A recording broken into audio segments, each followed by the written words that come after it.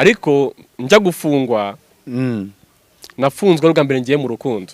yego nari mfite umufiance dukundana numva n'undi muntu wanandukanya nawe yego usibye n'abandi bantu bavuga ngo wanandukanya nawe n'ababyeyi banje y'ababyeyi cyangwa ababyeyi biwe numva gakintu cyadutandukanye yego nari mfite urukundo nawe rwamaze nk'urwa Shake na Rose rurenze urwa Shake na Rose ko rwara amateka Nyamirambo yose baratuzi Muhima yose baratuzi umuntu twakundanaga biteye ubwoba n'umuntu twakundanaga ku buryo nanjye niyumvishaga ko dushaka no gutandukana yego mbo narafunzwe njyana urukundo numva umukobwa agihari ndi na brigade nanjye nagera muri gereza nkuru kugagunya kunyitaho